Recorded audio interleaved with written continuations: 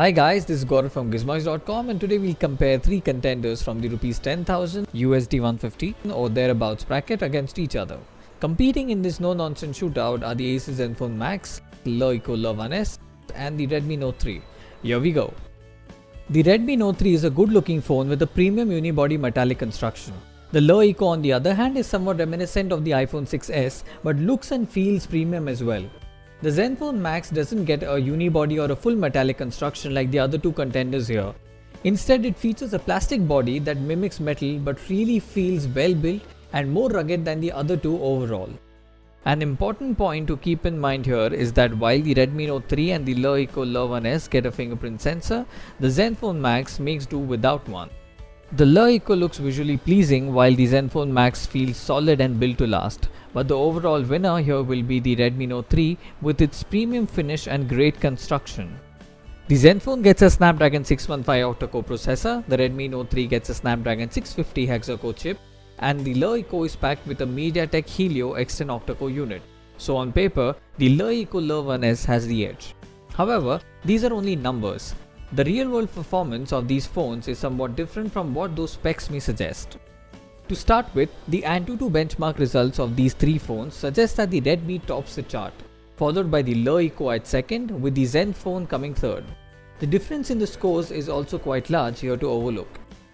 On playing Asphalt 8 Airborne on all three systems, we found out that the game somewhat lags on the Zenfone. The Leeiko performs really well but tends to warm up within a couple of races. The Redmi Note 3, however, offers a smooth, lag-free performance. It does warm up eventually, but it takes much longer than the other two before heating up. The Zenfone's 13-megapixel camera does a decent job of taking images, but fails in capturing minute details, which the Redmi Note's 16-megapixel unit manages to do well. It's notable that the Zenfone is the only phone here with a laser sensor.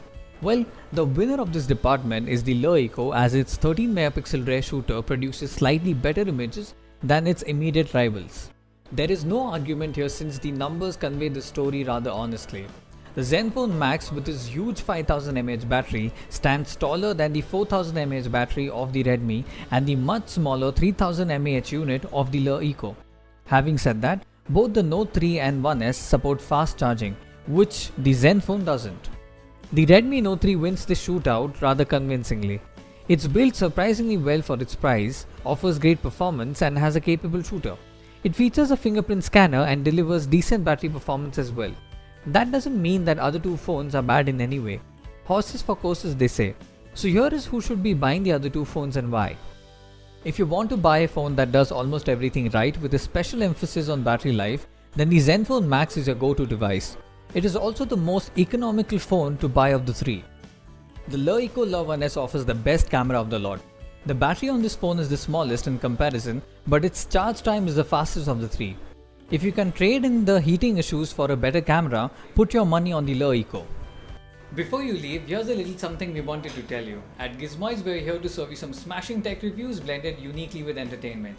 If you liked our video, we would really be grateful for your patronage if you subscribe to our channel or liked or shared our videos. Thanks again for watching and we look forward to seeing you here again very soon.